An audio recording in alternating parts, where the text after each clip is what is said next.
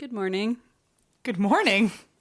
I'm trying to get in the mindset that it's not 11 o'clock or 10 o'clock at night. Been a really long time. That was totally my fault, though, because I came over here with a bunch of stuff that needed to get done, and I was like, all right, you're going to help me with everything I've been procrastinating on. Em shows up and goes, do you have a box cutter? Also, do you have a Sharpie? And also, do you have packing tape? And also, do you have a glue gun? Never mind, it's all in my car. I found all of it. I'm taking all the keys off your coat hanger so that I can present. Okay, Christine is a very good friend. By the way, this hasn't happened yet, but in the future, when you're hearing this, it will be Friendsmas or the day after Friendsmas.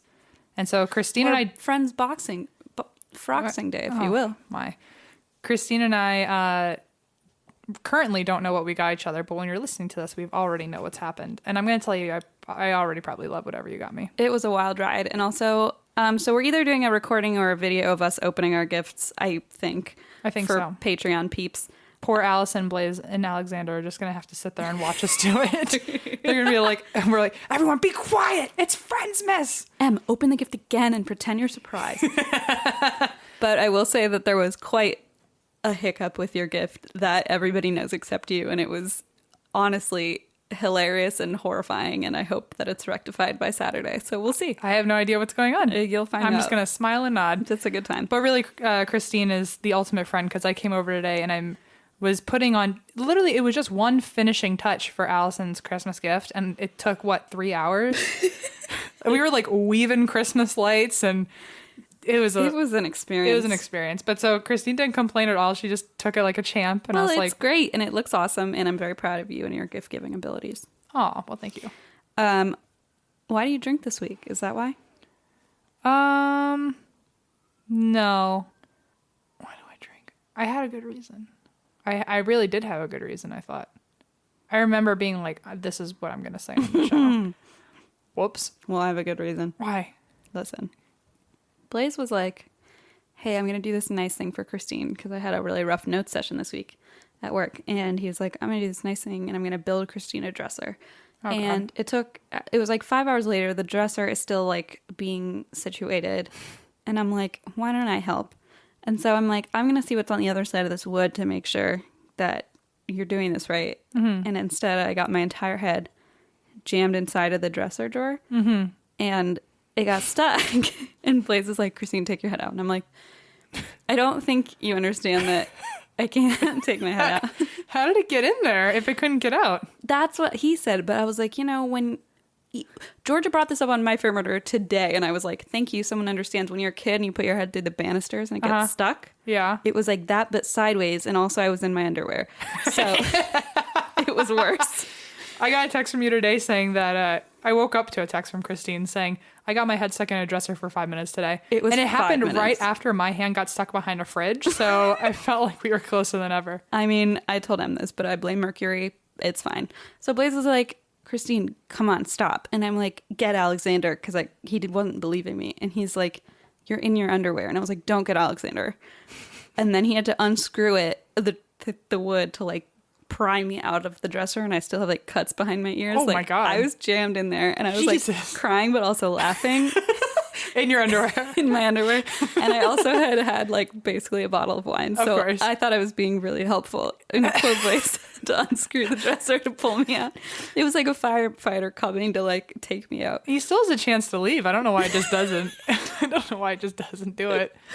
Listen, I don't either. Actually, you know what? I lied. I do know why I'm drinking. It's because Christmas is around the corner. And is this an ad? No. Christmas is around the corner. Right around the corner. And so I've been really stressed about getting people's Christmas gifts. Like you're the only person that was easy to shop for to a point where I literally got your presents last minute because I was like, I don't even have to worry. Like I'll just walk into a store and see a million things.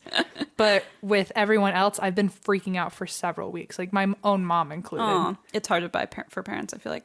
Especially when your parents can just buy whatever they want. That's the issue. It's like, what do you want? Oh, nothing. I already have everything I want. And then they're like something really personal and homemade and my heartfelt. mom is the opposite though. She's like, I want something really personal. And then I do it. And then she's like, thanks. Yeah. You're like, here, I made a bucket costume for you with Wayne Brady's and then face. you know what she did? She left it in California. And she was like, you can reuse it. And I was like, I won't. She literally was like, someone will want this. And you were like, who the Exactly. fuck would want this bucket costume? She was like, it's fine. It's only a little bent. And I was like, oh, great. I only sat in it in the sun for 4 hours. Speaking of which, everyone is asking about Oh, no. Linda and The Price is Right. Right. And I texted her and I was like, people are freaking out. Everyone watched it. What's the deal? I know so many people DVR'd it. I wonder if people at The Price is Right or at Let's Make a Deal. I was saying The Price is Right, my bad.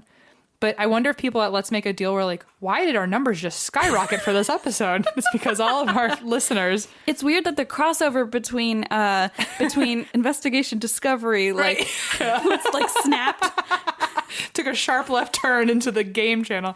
It's like snapped and Game Channel suddenly just like collided. But apparently I don't know if she got an email or what, but she's also been waiting to see the show. Right. And they told her that they ended up pushing the date back, and she doesn't know the date yet. But when she knows the date, she will tell me. And I told her to put it in the Facebook too, so everyone will see. Sorry, guys. But everyone did a good job. Everyone was right on the date. December 8th was correct. Yeah, and, we just like forgot. And then Or I did. forgot too, because Christine texted me and was like, so your mom apparently wasn't on the show today. And I was like, what the fuck are you talking about? Everyone was messaging me and I was like, dude, I don't know. I was there and I don't know. Yep. Well, obviously I'm a good kid because I didn't even try to watch the episode. We were over it because we were there. We didn't need to see it again.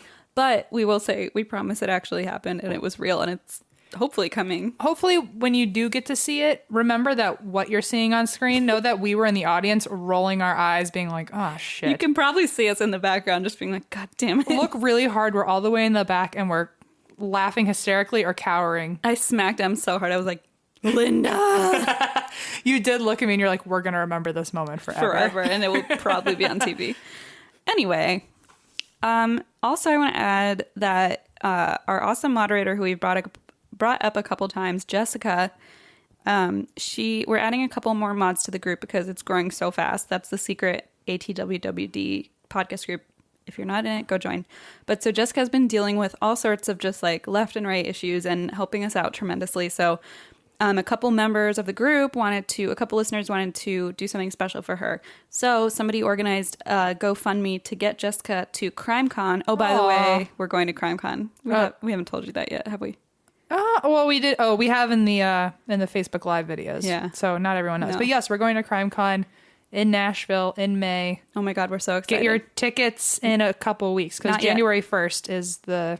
Yeah, we get a promo code for you guys, a special promo code. So wait for that so you get a discount. And that also helps us get there. Mm-hmm. It like contributes to our trip there.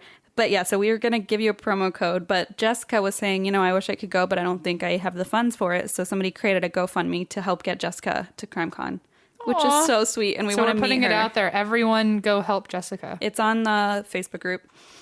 That's all I have. Gio's having a good time at daycare. That's why I drink too. Oh, apparently he's made friends. He did. They sent me photos today and I almost cried at work.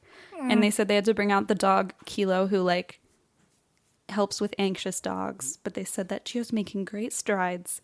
Oh, baby. And he's a little anxious, but he follows Kilo around. And they gave me a report card. And then I got home and was so proud. And I put it on the table to show Blaze. And then a few minutes later, I went back downstairs and I found Gio in the backyard. And he had ripped the report card to shreds. So he's clearly making strides, one step forward, two steps back. Well, good. I don't have anything to report. I got the 2 new roommates. Right. My job is the same. Great. I'm training a new guy because I lost RJ, so I lost my roommate and my coworker. So I'm now living with a new person and training someone else. We miss at RJ. the job. We miss RJ. Well, Anyway, that's why I drink, because I miss RJ. I miss RJ too. Did you ever meet him? Yeah, one time. Duh. Right. How could I forget? One A year time. ago. A year ago before we were really friends. We saw Elf together. We did. It was a special day. All right. All right. Let's crack into it. I'm trying to make that a real thing again. Are you really? No. I can make that a thing. I mean, people were into it, and then it just kind of died out. I intentionally made it die out because I didn't want to be known for that. Oh. What do you want to be known for? Sassy? not- The clown? I mean, Fuck you. I You're don't- creating all these things for yourself. I am. I'm my own worst nightmare. I don't know if it's just me or the winter or what, but it seems like there are a lot of folks around that are feeling a bit down lately. And that's why I'm excited to introduce our new sponsor this week, Talkspace. If you've ever thought about going to therapy but found it too inconvenient, too expensive, or just too embarrassing to make it into an office, then give Talkspace a try. Talkspace is the online therapy company, and they make it easy to connect with a licensed therapist handpicked just for you. Using Talkspace, you can text, audio, and video message your therapist as much as you want. Your Talkspace therapist can listen to you vent about work or family, explore your relationships with the people around you, and help put you on the path to a happier life. To sign up or to learn more, go to Talkspace.com/drink. And as a special offer for our listeners, you can use promo code DRINK to get $30 off your first month and show your support for this podcast. That's DRINK and Talkspace.com/drink. Talkspace, therapy for how we live today. All right, so this is a story that was recommended to me by a guy named Cody. Cody, what a cool name. Or a girl named Cody. Oh, or a girl. By a person named Cody. I'm keeping that in there. Great. This is in New Mexico, and it's called the St. James Hotel. Oh, you're going for your wine, are you? There's the big bottle. Brought me wine today. Today, Christine texted me and was like, so I forgot wine. Can you bring me wine? And so I got her the big kahuna. That's like 2 wine bottles put together. It's one of the big... It's like if a wine bottle were in like a 2-liter soda bottle. Yeah, it's one of the big ones that they put on the bottom so that they don't fall off and break. It's like one that you bring to a giant party, but Christine's going to drink it all by herself. Giant party indeed. You would make a good pirate pulling corks out of bottles with your teeth. Thank you. My parents always yell at me for using my teeth to open things, but look where who's it's gotten you. laughing now. It's definitely me because I've been Definitely drinking you. too much wine. Let's go on with the St.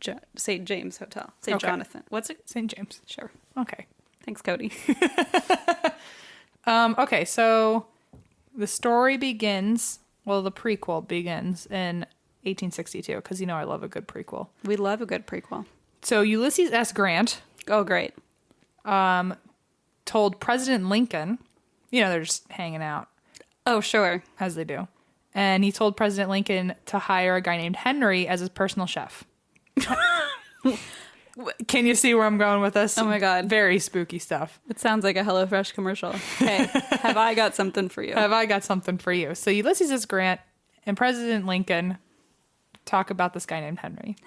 Henry becomes Lincoln's personal chef per request of Ulysses S. Grant. That's pretty dope. So that was in 1862. Mm-hmm. 3 years later, Henry is still Lincoln's chef, and then Lincoln gets assassinated. Oh, whoops, he lost his job. So Henry now has nothing to do, so he makes his way across to the west in search for gold. Because it's just like, I have nothing like the to gold do. rush. He didn't make enough money to I don't know. He must have, yeah. I think Lincoln's chef would I feel like in 2017, if you're the president's chef, you never have to work again. But in your name's 1865, like Guy Fieri or something. Yeah. No, maybe not. But in 1865, you probably also had 2 other jobs. Oh yeah, you were living in the servants' quarters. Or Exactly. Something. Okay. So anyway, Henry went on his quest for gold. Mm-hmm. And when he got there, he was like, all right, I'm not making enough And he got gold. where? Out west. To gold? Well, he got to New Mexico. Oh, okay.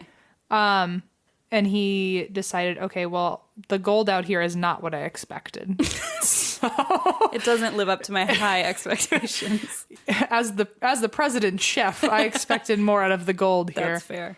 So he was like, how about I just pick up cooking again? And so he started cooking for the miners in town.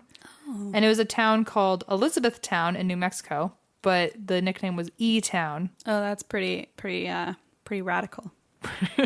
Life-changing, some might say. E-Town. So anyway, in E-Town, where he's cooking up for the miners, a land baron named Lucian Stop it. walked through and tasted his food. Just walked Wait, through. what do you mean walked? Just moseyed into New Mexico. I don't think you know how many questions I have, but I'm just going to be quiet. So he, anyway, Lucian shows up. He just pops on over. I need you to say every time a land baron named Lucian. Okay. So I'll clarify. A land baron named Lucian just kind of stopped by. Sure. Tasted Henry's food and was so impressed that he offered Henry a job cooking for him in a nearby town called Cimarron. Is that a real town? New Mexico. S-Town is what I'm going to call it. Well, it starts with a C. Oh, C-Town. It looks like cinnamon almost. Oh. Can you imagine if I just went with the rest of the store and just called it fucking Cinnamontown?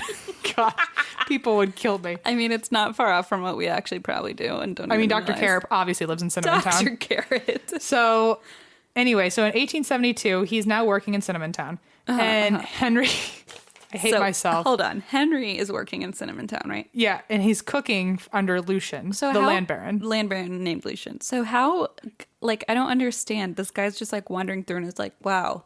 He's kind of like how I turned into a clown and then a ghost hunter and then have a podcast, but also work in props. Like It just happens. Like things just take sharp left turns always. So someone just walks through. He was like not even. He just like became the president's chef, Like, and how then he did- just went to the West, and then he didn't find gold during the gold No, rush. he did, but he just wasn't. Like, he he was wasn't- disappointed in right. it. But so how did Ulysses S. Grant even find him to be like, hey, President Lincoln? See, that's the prequel to the prequel, and I did not get that far. Got you. Okay. So anyway, Henry's cooking for the land baron named Lucian. Right. In 1872, and becomes so successful that he begins building his own saloon down the street Nice. in Cinnamontown. A lot of things in that sentence were so wrong. Sounds like a board game. It does. Like Candyland. It's like Candyland, the spinoff. Oops, sorry. It's But- like the knockoff Candyland. But the better version. Cinnamontown. Let's make that. Seriously. We Trademark. Trademark. Yeah, you got it. Okay. Copyright. So, whatever symbol needs to be after Cinnamontown. R with a circle. What does that mean? I don't know. Let's try this again. So anyway, Oh, am I distracting? Henry's cooking, just cooking away, and he begins building his last name is Lambert, Henry Lambert. He makes Oh. Lambert's Saloon and Billiard Hall. Sounds like a fun time. So Lambert's Saloon becomes wildly popular, catering to cowboys, miners, frontiersmen, traders, everyone that existed in the Wild West. Oh, sure. The saloon was doing so well that he also added 30 guest rooms, and it turned into the St. James Hotel. Cool. Wait, So- wait. Who's James? A saint? The fuck? He's just like, I liked his name. Yeah, I don't know why it didn't become Lambert's Hotel. You'd think so. I feel like if I were like rich enough to make a business after myself, obviously my name would be in there. Oh, yeah. I don't know. He like wasn't up to the standards of gold, so maybe he wasn't up to the standard of his own his name own on the name. saloon. He was like, Lambert's Saloon is so last year. So He's like, since no one has anointed me as a saint yet. right. M's Empire. I'm trying to think of a good name. Empire. Yeah, M. Okay. There you go. M's Empire. You got it. Yep. You're there. I'm there. So anyway, this seems to be the exact same sentence I say every fucking time I'm describing the history of a hotel. Give it to me. It was considered to be one of the most elegant, luxurious hotels west of the Mississippi. How many of those are there? I feel like it's kind of like how in all those commercials they all say, we're the best. Like, you know, like in Elf, when it's like, world's best coffee. And he Good just for you. Congratulates everyone. Yeah. Yeah, I feel like every single hotel in the 1800s thought it was the only one. The most luxurious. So even if it was a piece of crap, it was still the most luxurious west of the Mississippi because nobody had ever Gotcha. been more than 5 miles from that hotel, so they had no idea. Right. Anyway, so it became a very popular saloon, as they all seem to. Mm-hmm. And before long, the hotel was filling up with really famous people that were out in the Old West, like Jesse James stayed there a lot. He always stayed in room 14. Oh. And when he would like sign, like check in, he would always use the name R.H. Howard, which was his like AKA. Whoa, that's pretty badass. So Buffalo Bill was also there. Annie Oakley was there. She's my hero, by the way. Oh, neat. Love her. Well, she used to rehearse for the Wild West show there. Wyatt Earp, I know Wyatt Earp. he was staying there at the St. James on his way to Tombstone, which sounds like another place we should cover. Nobody should go there. And that's where he became friends with Doc Holliday. And Zane Grey penned Fighting Caravans while staying in the hotel. And Governor Lew Wallace wrote part of Ben-Hur there. What the actual hell? Other famous guests were Doc Holliday, Billy the Kid, Bat Masterson, Kit Carson, and Bob Ford, who killed Jesse James. Holy crap. So since it was just covered in violent cowboys, at least 26 men were killed in gunfights at the hotel. Oh my god. No big deal. They tried to bury that lead, but I know. know. But also, here we are. But my favorite is that back then that was luxurious. Now, if 26 people were killed in a hotel, it's called the Cecil Hotel, and they're like, "Don't go in It's there." like, actually, it's called the Stay on Main. yeah, no, right. Don't tell us the Actually, real we have name. to totally rebrand for the 9th time in a row. So, anyway, the St. James, the ceiling. Okay, so here's the thing. Here's my favorite fun fact of this story. Oh my. So when Henry built this saloon / hotel, he knew that there was going to be a lot of violent cowboys walking in. Also pompous of him to think that he's good enough. We've already before determined that I know. Henry is so full of himself. I know it. Gold is not good enough. And so he knew that a lot of like bad guys would be coming in. So when he built the saloon, he added 3 feet of hard wood above the tin ceilings because he knew that bullets would be shooting left and right, and he didn't want the bullets to go through the ceiling and go through the floor Just, of like, the kill upstairs people? and Right. shoot people. That So is crazy. He intentionally like doubled up the floor so that people upstairs sleeping wouldn't get shot by accident. Just like. Also, bing, why bing. are you fucking sleeping there if that's even a possibility? Like, why would you sleep on that floor? I would sleep like 4 floors up. I would sleep in a different county. Oh yeah, I would not be there at all. That's a good point. Okay. Your childhood and my childhood were very different. We were like, oh, I'm getting shot like 4 floors up. It doesn't really matter. I'm like, just put a couple feet in between. My I'll mind, sleep just fine. In my mind, I'm like, okay, I need 2 states between us. Okay, so over time, mining and ranching became less popular jobs and the town's population declined, just like every other story about the hotels. I don't even know why I do the history anymore. I feel like the next time I say hotel, we should all just copy and paste my script. Yes. And just It'll be like, boop, boop, boop. it was the most luxurious of its time in the west of the Mississippi, and then one day it declined because of railroads. You know how like the trains took out a lot of people? Bing, bam, boom. Let's just all remember that from now on. Okay, remember it. So it fell into disrepair, as they all do, and was passed from owner to owner, as they all are, until the mid-1980s, where it was... 1980s. I know. Oh, wow. Long time. We jumped forward. Oh, we sped through time. It's very... my dad wrote a porno of like, oh, we're in the 1980s now? My favorite is when he goes, oh no, it was a different paragraph. It was a new paragraph. They're like, wait, we're in a different week. And he's like, yeah, it was a new paragraph. Like that denotes like a total skip in time. I like when they're like, what the fuck do you mean? That was a time lapse. Good So anyway, in the 1980s, you remember those? Sure, yes. The hotel was purchased and restored to its original state. Mm-hmm. Almost all of the furniture is original, just like every fucking story. I don't know why I do this. Is this my old notes? I think I just wrote on top of Oh old my notes. God, what if these were Can you just like a imagine? different, yeah. I'm not. I swear I use a different Word document every time. But like, also, I wouldn't be surprised if someone wanted to claim that I do that. I mean, the way you fold them up in a little piece of paper and put them in your pocket, I would never know if it's a new, like it looks all the same. That's true. It all looks like a mess. But anyway, so all the furniture is original, all the way from the antique chandeliers to the beds and dressers in the guest rooms. They're all from the Old West. That's pretty cool. When people slept in them. So like room 14 bed, like Jesse James slept in that shit. Oh, ew, that's a little gross. So staying there today is, quote, eerily similar to staying there in the Wild West days. It's so originally stored and so meant to look like it did during the Wild West for you to feel like you're part of that world, that it's not at all a modern hotel. Oh my Which God. means there's no phones, no radios, no televisions, no Still? air conditioning The hell? in New Mexico. Why does anybody... Why would you pay to be there? I want to go there for a minute and then leave. It's very much, I want to look around and be like, oh, and then go to lunch. Take me to the Ritz-Carlton now. Yeah, I'd be like, okay, we got to get to the Marriott. Sure, I'll take the Marriott. It's fine. Sure. Do you have a favorite hotel? No. Oh, I do. What's yours? The W. Oh, Oh, I love the W. So- Very the shishi. W, like here in LA? I mean, it's like more than just... Is it a chain? Yeah. Oh. It's the Westin, but spruced the fuck up. Oh, because Alexander's old boss used to live there. I'm not going to name Oh, names. I would absolutely live at the W.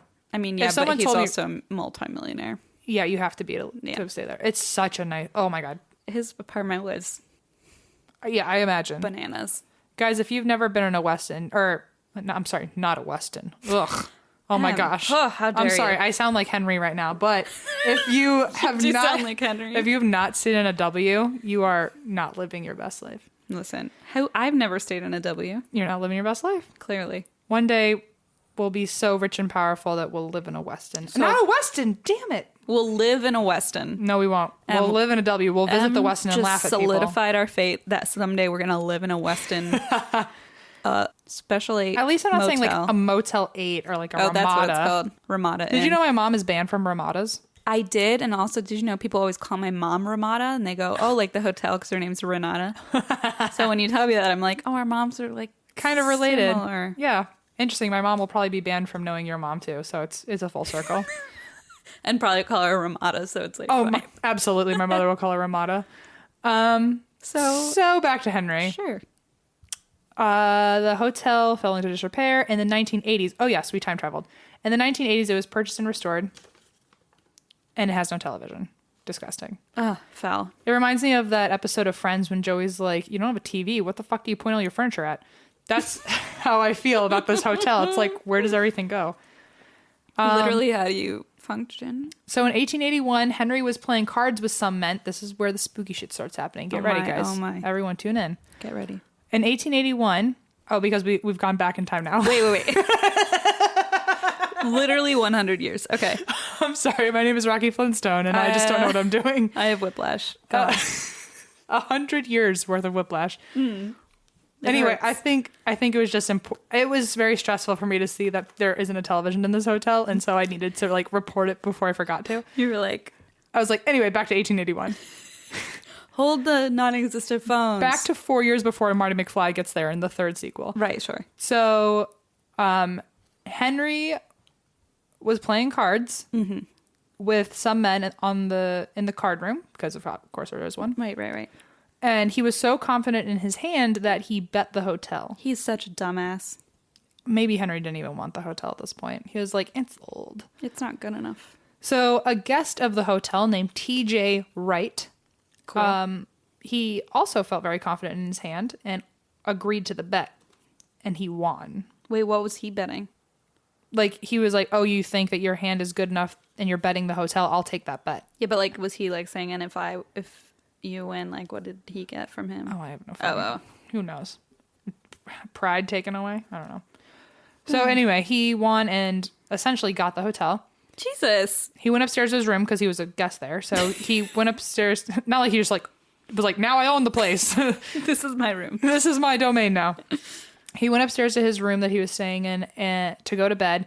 And while he was walking down the hall to his room, he turned the corner and was shot from behind. Sure, of course. I just feel like in those days, like, don't you know someone's going to shoot you if you, like, win their hotel? Like, this happened. I feel like... First of all, I would never... Thank God I'm not a lucky person, because if I won anything from anyone, I would just assume they're going to kill me. I'd be like, oh no, here we are. No, have it back, please. It's like, are you lucky at that point? No. Like, honestly, you're luckier to not be lucky and not have to be in that situation. Poor TJ. God, poor TJ. He did not die right away. So he stumbled into his room, which was room 18. Fun fact. Oh no. Shut the door and slowly bled to death while waiting for help, but nobody came. What? Because the owner shot him. So they think. Except he wasn't the owner anymore because TJ was the owner. And there it is. Or did he ever really lose the hotel if he shot him right away? Well, Let's not get philosophical. All right. Let's just avoid that. What do you mean? That's what this podcast is all about. Oh, right. Yeah. It's yeah. For all the philosophy majors out there, welcome to your test. Just listen to us for an hour and try not to rip your hair out. So try to explain what's happening. Explain it to us because we don't know. And then you'll solve everything. The meaning of life. So he stumbled to his room and died. And room 18 is now considered the most haunted room in the hotel. Woof. Nobody is allowed to enter the room, and it is padlocked at all times. No one's allowed to enter it? Mm-hmm. And there's a padlock on the front door. What the fuck? You can see it locked What do you mean? They just like... They're like, no, nobody get in there. Or anything? Mm-mm. Oh my God. Staff says whenever anyone goes into that room, something bad happens in the hotel. So that could be like a fire or a robbery. I don't know. They didn't give me a list. Tell me more. Or like, I don't know, like you cook something in the microwave and it comes out cold in the middle. So like... Wait, no way. That sounds... Seriously, I would never want anyone in that room fuck either. That.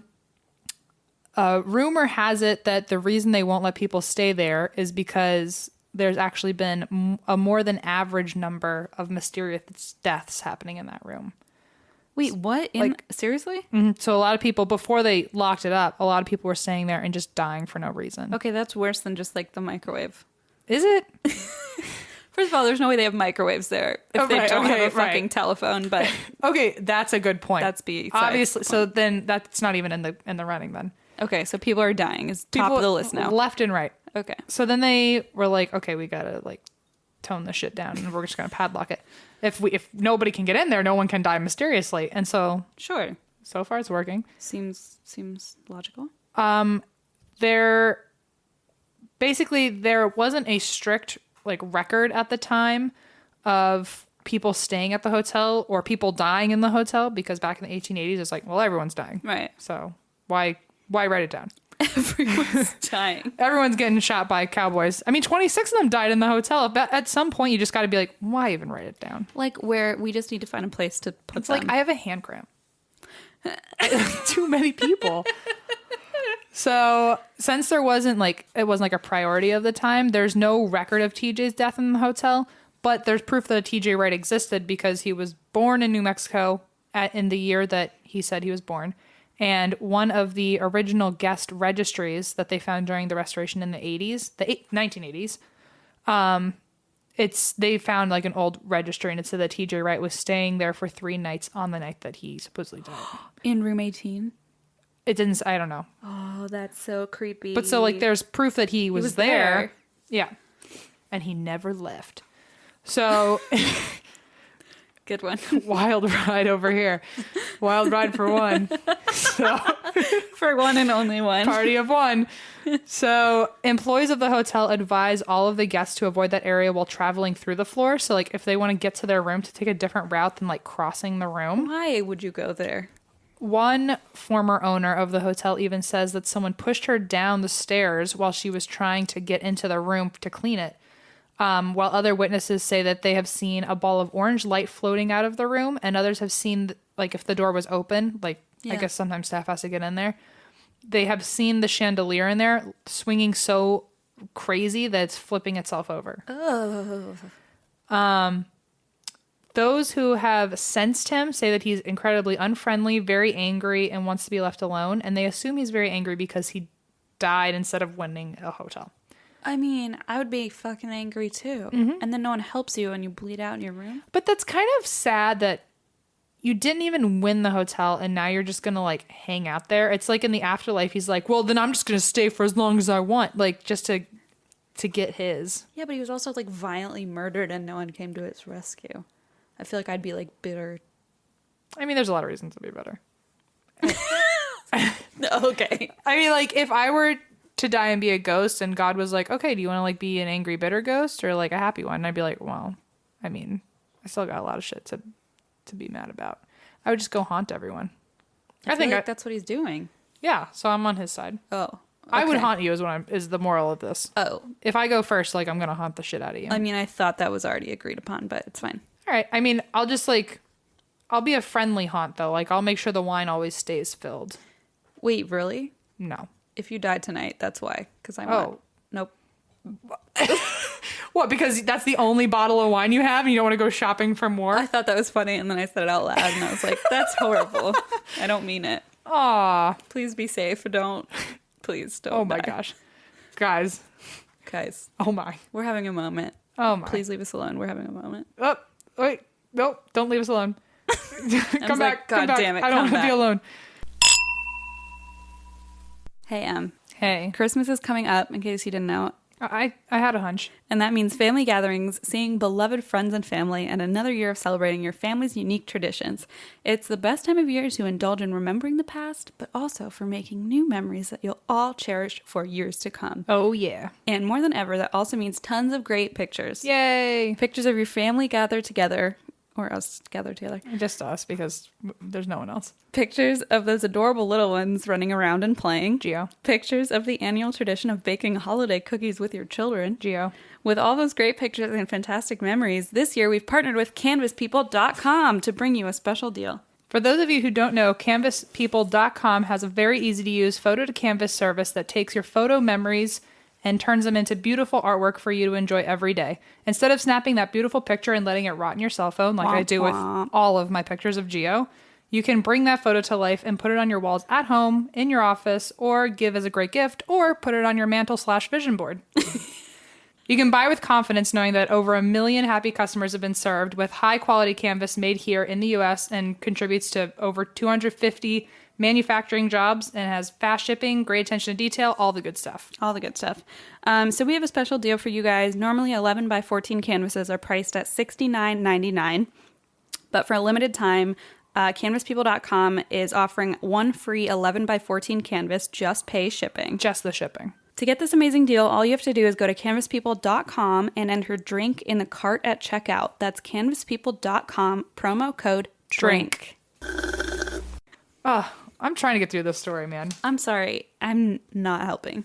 So employees avoid the room at all costs and avoid it so much so that it has not been renovated in decades. The only things in there are a table, playing cards, a shot glass, and an empty bottle of Jack Daniels. Ew. And a chandelier. And a chandelier. This is the creepiest room ever. I'm picturing I wonder it. how old the bottle of Jack Daniels is. But it's apparently just like bare bones because they don't even want to go in there and touch stuff. I don't blame them. I mean, why would they put stuff in there, you know? I think in case it like the door opens, it looks relatively decorated. Oh, maybe.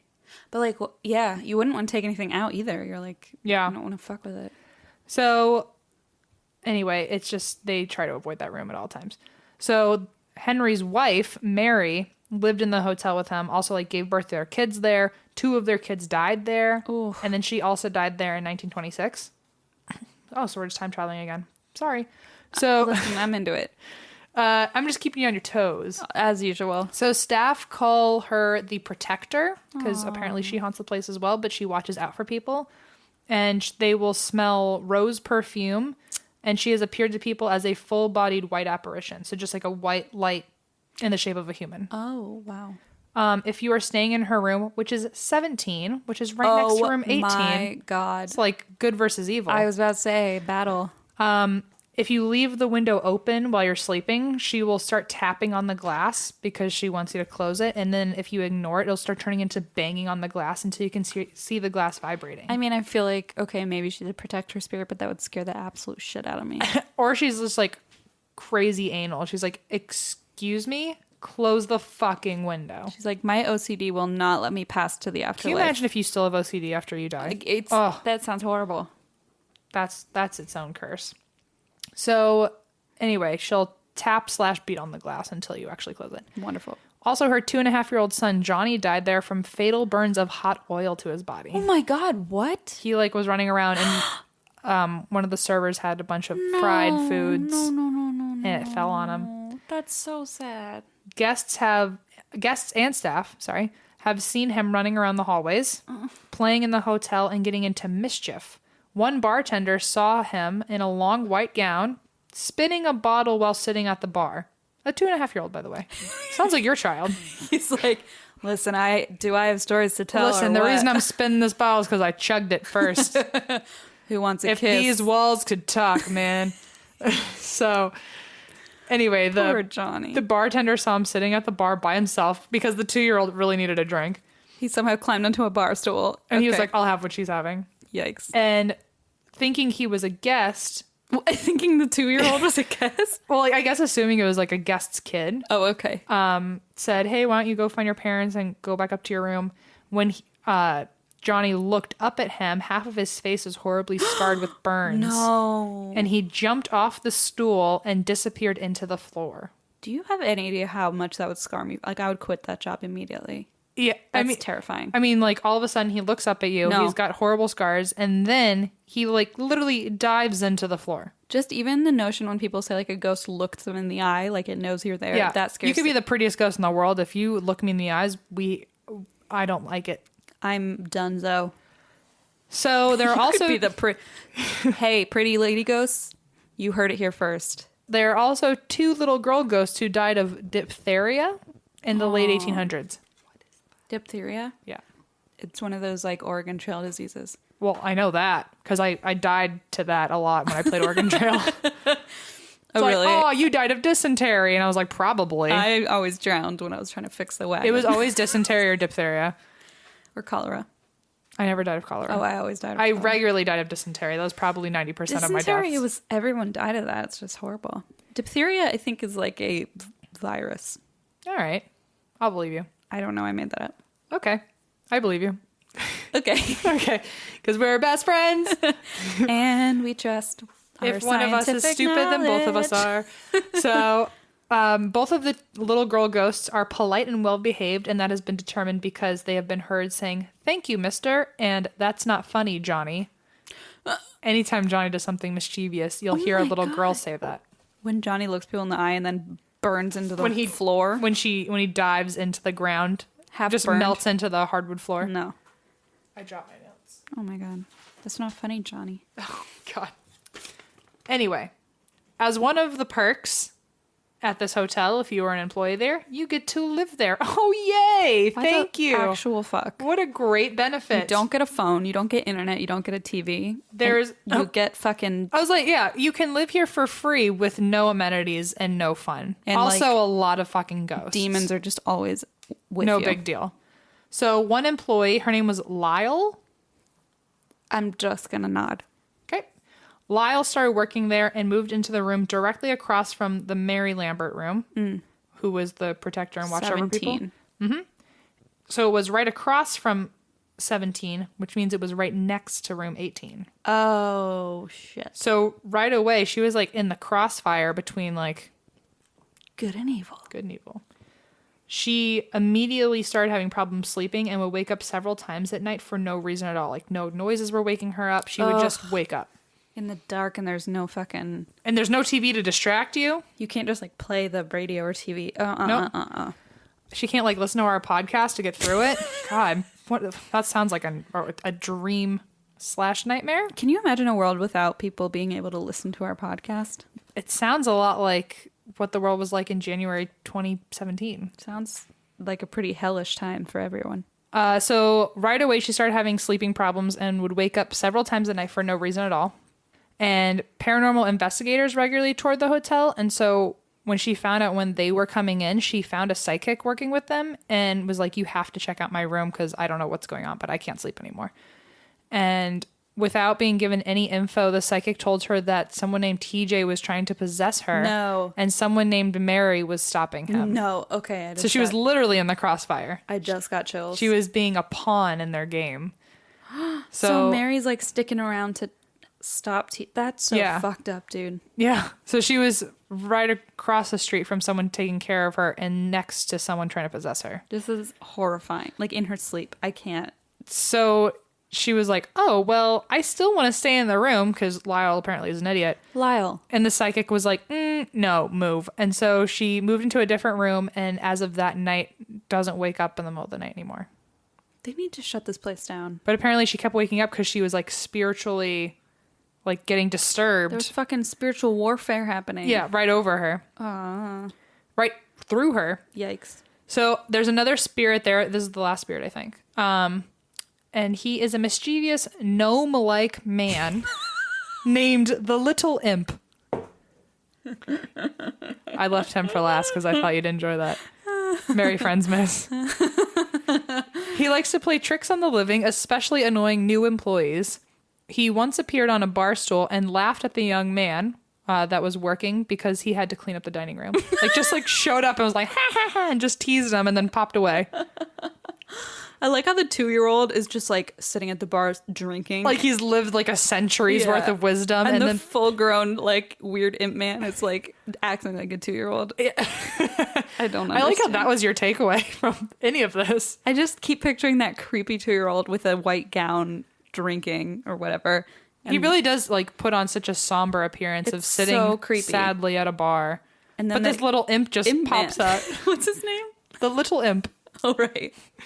So, anyway, this little imp, he also has taken a steak knife and stuck it into the floor between two owners of the hotel while they were arguing. Oh, Like, my. the little imp was like, "If you want to get crazy, we can get fucking crazy." He's like, I am here. He's like, "I'm ready for this kind of mischief." I've been waiting for this moment. He's like, "I sense tension and I'm here to bring it to a full throttle." I'm here to introduce weapons. 0 to 60, the little imp. Oh, my God. So Is he a human that died? I don't know. Oh, my God. What the fuck? I don't know. He also makes lampshades and glasses crack all by themselves, and objects disappear and reappear in other places. We all know that. Yes. Many of his tricks are followed by an eerie chuckle whispered into your ear. Oh, God. He sounds like a troll under a bridge. Yeah. He sounds like you have to like, ooh, answer my riddles 3 to cross the bridge. Like, Yes.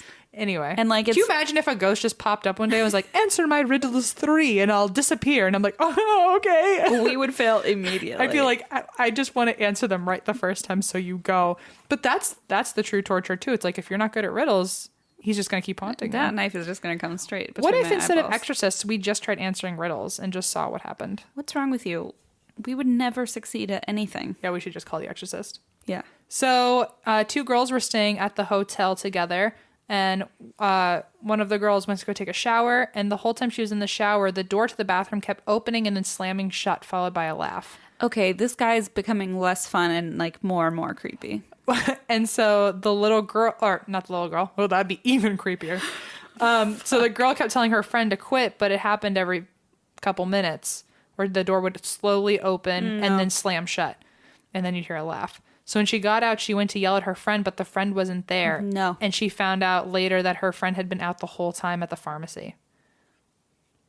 So, in the hotel, you can also feel cold spots. You can smell cigar smoke. Guests and staff will regularly feel like they're being watched in a very evil way. Things constantly fall off the wall of shelves, counters. You hear a lot of laughter from either the little girls and or the little imp imp. man. The little imp. God, he sounds so much more harmless than he actually is. I know, the little imp or the creepy imp. Or like the creepy Or the little pervert. stalker pervert. So computers and phones at the front desk regularly break down and will only fix themselves after the spirits get scolded. Okay. And it's like, little imp, you come down here. Little imp, join your little geek squad and figure out my computer. Or you're like, dear little Johnny, come up through the floor right now. I need you to rise from the floorboards. I saw you melt into the ground. Don't you make me come down there. Cameras and video equipment often break or don't work correctly. A lot of times they'll shut down within an hour of being there. The dining room, which was previously the saloon part of the hotel, still has its original mirrored bar. And many guests swear that when they're sitting there, they can see through the reflection of the mirrored bar a cowboy sitting next to them. And they'll finally look up and nobody's there. A previous owner said that every time she would turn off the lights before leaving, they would be on again before she even got to the parking lot. Like she'd get to her car and look into the window and they'd still be on. And it happened so often when she was the last one there that eventually they just started leaving the lights on 24/7. So the electric bills probably were wild. Oh, I don't even. Yeah, except Like, except they have maybe it breaks even. don't have TVs. Yeah. Psychics have identified at least 7 constant spirits in the hotel, but there's also many passersby. What the fuck? And the show has been featured on A Current Affair, Ghost Adventures, and Unsolved Mysteries. The show? You mean the hotel? The hotel has been featured on shows including A Current Affair, Ghost Adventures, and Unsolved Mysteries. What's a current affair? I don't know. Okay. Oh man. Oh man. Thanks, Cody. Thanks, Cody, whoever you are. Hey, Christine. Are you looking to get a leg up at work and take your career to a whole new level? Heck yes, I am. With over 3 million members and more than 17,000 classes, there's Skillshare, which is basically the Netflix for online learning, where you can take classes in graphic design, DSLR photography, social media marketing, digital illustration, so much more. Oh, that's awesome. And as far as I know, Skillshare classes are taught by industry experts and experienced professionals. Perfect if you're looking to build your career or start the side hustle of your dreams. Sounds like something we would do. Sounds like something we did. Have you taken any classes so far? I've taken web design. That's I'm awesome. trying really hard to get into that, and it's actually taught me a lot. I can't believe there's 17,000 classes, so there's definitely more than just one web design class. I have like a whole list of things going that I want to do. Same. I'm looking at the cooking classes. They even have everything from hand lettering, calligraphy. I want to try Adobe Illustrator. Ooh, they also have entrepreneurship, so brand strategy, things that could help us. I think we should probably learn. maybe they have a class on podcasting.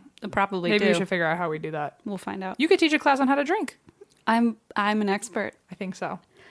So you guys, Here's the thing. Skillshare is giving our listeners a 1-month free trial of unlimited access to over 17,000 classes. All you have to do is go to www.skillshare.com/drink to start your free month with access to over 17,000 classes. 1,000. That's skillshare.com/drink to start your free month today. What's your story? Do you want to know about Pedro Lopez, the monster of the Andes? Yeah. So I get emails from The Lineup, which I don't know. Do you know The Lineup? Yes. Okay. So it's a school website. They have like a lot of creepy horror, like true crime and paranormal stuff. And they send kind of like a weekly newsletter. Mm-hmm. And so today I got this email and I was like, wonder who the monster of the Andes is. And I was like, how on earth have I never heard about this person? Right. Have you heard about him? Mm-mm. All right. Well, you're in for a wild ride. An interesting time. Interesting time indeed. So this guy actually, when they described him as one of the most prolific serial killers in the world that people have never heard of. So, Oh, well, makes sense. Why I haven't heard of him. That would make sense. So let's start from the prequel. Love a good prequel. As Em would say. Love a good prequel. Okay, so Pedro Lopez's father, his name was Medardo Reyes, and he was a member of the Colombian Conservative Party during La Violencia, which was Colombia's civil war. So this was in the the first half of the 20th century. Mm-hmm. So after an argument with his wife on December 28th, 1947, Reyes cheated on his wife with a sex worker named Benilda Lopez de Castaneda, Okay. and then she got pregnant. Uh-oh. So she got pregnant with Pedro Lopez. Oh, okay. The subject of our story. I understand. So 3 months into her pregnancy with Lopez on April 4th, 1948, Pedro Lopez's father, Medardo Reyes, was defending a grocery store from a rebellious mob when he was shot and killed. So 6 months later, Pedro was born in Santa Isabel. His father had been killed. Right. And his mother was this sex worker that his dad had cheated on his wife with. Mm-hmm. And he was born as the 7th of 13 children. Holy shit. So he was a polite child. He wanted to be a teacher when he grew up, but he led a rough childhood. He was obviously the son of a sex worker, and that was really hard for him. When he was 8 years old, his mother caught him fondling his little sister. Uh-oh. So she kicked him out of the house. At 8? At 8 years old. It was 1957, and he ran away to Bogota, where a stranger offered him a bed to sleep in because he was living on the street. And so he took the offer, but instead of taking him somewhere safe, the man took him to a deserted house and repeatedly raped him. Oh, shit. 8 years old. So when he was 12, he was taken in by an American family who had seen him living on the streets, and he was enrolled in a school for orphans. While there, he was sexually assaulted by a male teacher. God damn it. Yeah. So after 2 years at the school, he ran away. And by the time he was 18, he was making a living stealing cars and selling them to local chop shops. So he was arrested and jailed for car theft when he was 18. And he was in prison for 7 years. And while he was in prison, he was gang raped by a group of men. Fuck. He just can't get a break. And in response, he hunted down and killed each of the men with a homemade knife while he was still in jail. Wow. So he went after each and every one and slit their throats. Jesus. So after he was released from prison, Lopez continued his violent streak. He had basically gotten a thirst for blood and was like, okay, I enjoy this. And instead of targeting men, he started targeting young girls. Oh, gosh. So he was living in Peru, and he started luring young girls to remote areas where he would rape and murder them. What he would do is he would lure them away from marketplaces with the promise of giving them little gifts like mirrors and like fun little toys and trinkets. So these are like little girls. Little girls. Oh, my God. And he would basically look for girls who looked like they could be taken advantage of. Like they were from lower social status and that kind of thing. A direct quote from him, he said, "I walked among the markets searching for a girl with a certain look on her face, a look of innocence and beauty. She would be a good girl, always working with her mother. I followed them sometimes for 2 or 3 days, waiting for the moment when she was left alone. So he'd basically stalk and prey on these little children. Jeez. So he would take them to these secret hideaways where he had already prepared graves for them. Fuck. Sometimes he even had bodies of earlier victims already in the graves. Oh. And he would, this is really, really, really, really messed up. He would basically lull them into a sense of security by cuddling with them. Like grooming them? No, not grooming them. No, just he would like literally cuddle with them. Just trick them. Yeah, he would like hug them and like lay next to them and make them feel safe. And then he would rape and kill them. Always at sunrise, apparently. It's really, really, really, really, really upsetting. So he also said that he often followed and wanted to capture the blonde-haired children of visiting tourists, but he said he never got the chance because their parents were too watchful. So he had an easier time like targeting locals who were comfortable in the area and that kind of thing. After dozens of murders, he was attempting to kidnap a 9-year-old girl when he was captured by members of a local indigenous tribe. So they planned to execute him by burying him alive. Good. And before they could kill him, a Christian missionary intervened and convinced the tribe to hand Lopez over to Peruvian police. So Lopez deserved to bury. I know, right? So they were like, give him a fair trial, whatever. So Lopez was deported to Colombia because that's where he was from, but he wasn't charged. Of course. So it was off. Yeah.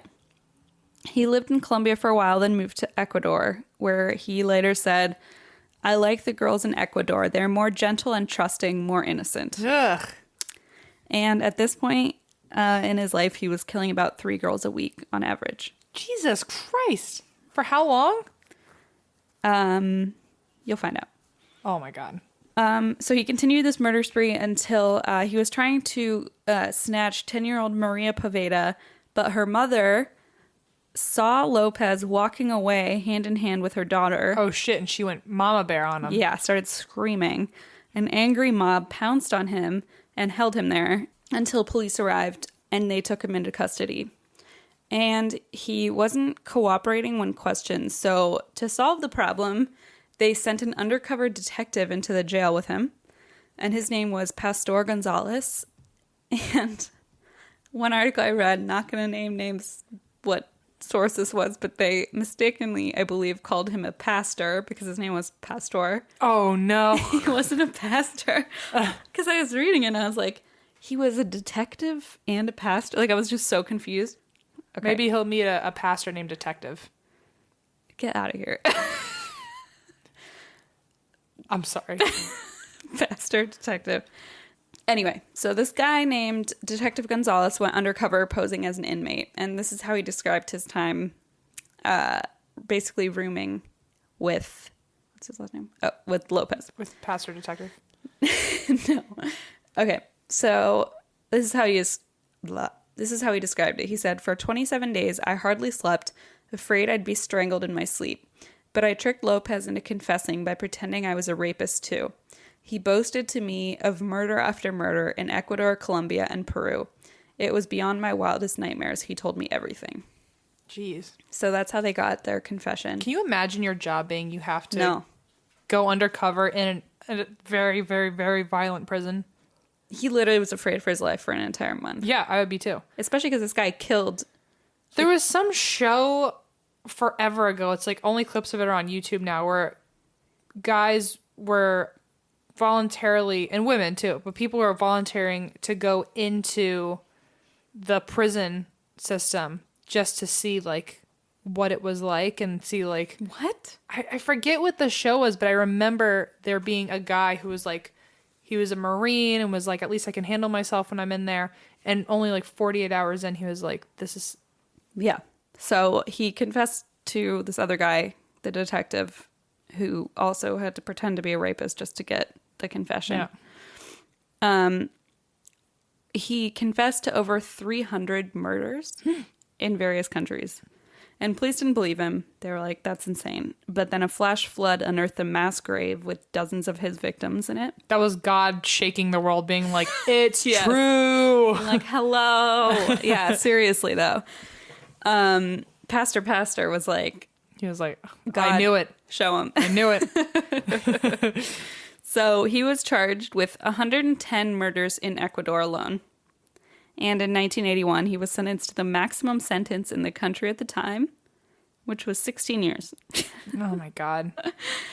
Police said Lopez could have been charged with 350 or more murders of missing girls, but the trials would have been all across various countries, and it was just too complex and costly to like get the legal systems in place for that. So it was Colombia, Peru, Ecuador. They think like he could have been responsible for 350 or more murders. So 16 years. Nothing. Yeah. After serving 14 of the 16 years, he was released and deported back to Colombia because after being released, he, I guess, was rearrested like a day later for being an illegal immigrant. So they like found a way to Well, they found a loophole. rearrest him. Yeah. So they extradited him back to Colombia. And that was in August of 1994. And he was declared insane and sent to a mental institution. 4 years later, in 1998, he was declared sane and he was released for good behavior on $50 bail. Okay. In an interview from his prison cell, he described himself as the man of the century and said Right, me too. yeah, me too also. Right, okay, fine.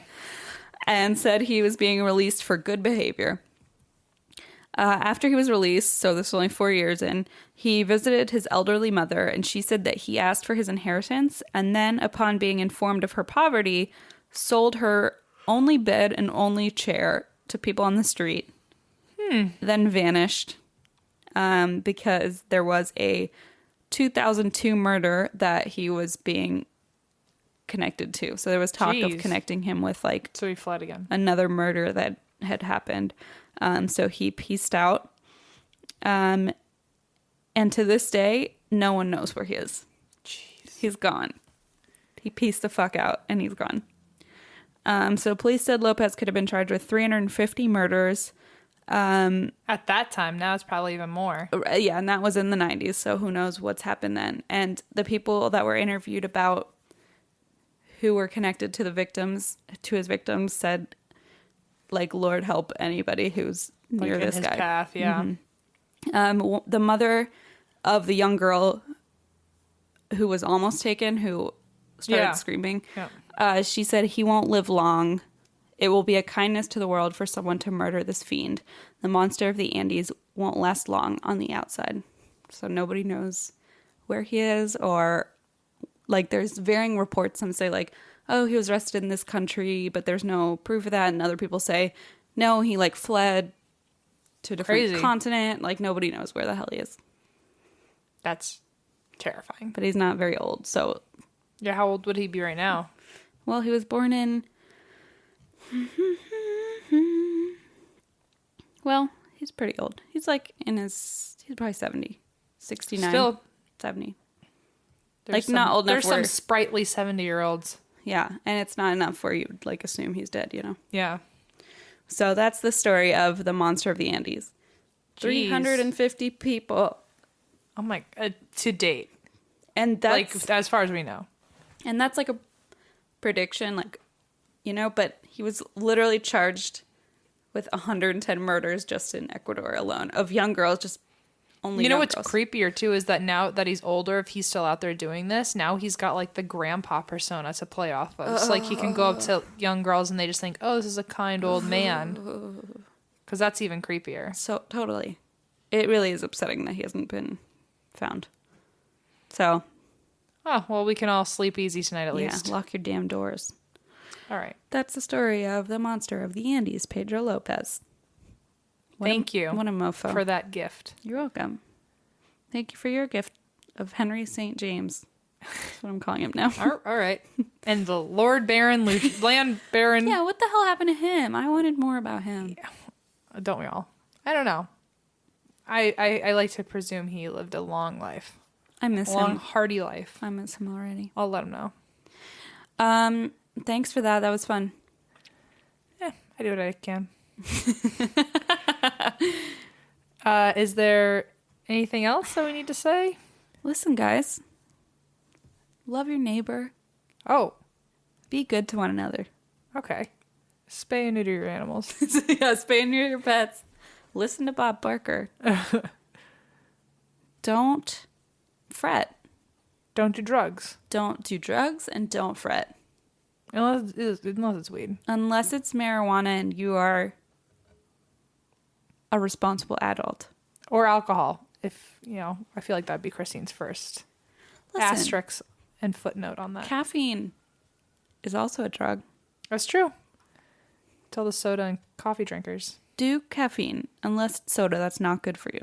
Okay. Do coffee. Coffee and tea. Do coffee in the morning, red wine at night. Mm-hmm. Throw some ice cream in there. Do what I do. Oh. Be me. Oh. And you'll be fine. Get a 2-liter bottle of wine meant for a party and drink it yourself. But don't get it yourself. Make your friend do it. Right. Yep. Yep. Thank you guys. You can find our social media on Instagram, Twitter, Facebook, ATWWD podcast. You can also find our website at andthat'swhywedrink.com. You can find our shop at andthat'swhywedrink.bigcartel.com. You can find our Patreon at ATWWD podcast. You can also find our email at andthat'swhywedrink@gmail.com, where you can write in your listener stories. We put them out every first of the month. And we are reading them. We're behind, but we're reading them, I promise. We're behind, but we're also not as behind as we have been. We're catching up. But we're still getting those ones that are like, did you get my email? And I'm like, They're sorry. coming. We're coming. We're at least going to respond to you eventually. We care about you. I think that's it. That's it. And also, come meet us in Nashville in May. Yeah. Come to CrimeCon. But also don't commit to it yet until January 1st when we have a Yeah. promo code. So just think about it. like, Put it yeah. on your own vision boards. Put it on your mantle. Put it on your mantle. Put it in your brain and your dream journal and be like, this is my thought, but I haven't committed yet. Also, I don't know if this is something they can do, but you guys should write into the Webbies and tell them to nominate us. Oh, yeah. Also, that's a thing. We have been invited to the Webbies. Yes. We have not been nominated for anything yet. And I don't know if maybe them bombarding the Webbies judges would be bad for us, but Yeah. it might also be good for us. Who knows? Just put it on your vision Half board. of you agree to write into the Webbies. Some of you do. Some of you don't. Some of you just dream about it. Just put out the energy. Put out the vibes. Put out the vibes. Hopefully they'll catch them. Vibe it in there. Mm-hmm. They'll catch it in their web. Get it? God. Okay. Stupid. And in their World Wide Web. Come on. You can't say it's stupid and then make your own joke. Also, this comes out on the 17th. I don't know. Which Sure. means the next one that comes out will be Christmas Eve. Oh my God. Or as the Germans call it, Christmas. Oh, all right. It's my Sure. Christmas. Well, until we... Wow. We got to figure that shit out. Yep. Okay. We'll be there, guys. Well, you'll hear something from us. We don't know what it'll be, but It might be a long distance Skype conversation. Merry Christmas Eve. Who knows? Eve. If you are Jewish, happy Hanukkah. It is Hanukkah. Yes, it is Hanukkah. Mm-hmm. Currently is the 3rd day of Hanukkah. Happy 3rd day of Hanukkah.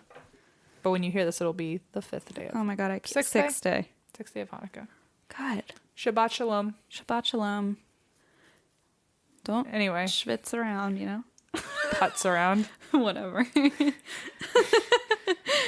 I'm schwitzing like usual. Nope. God.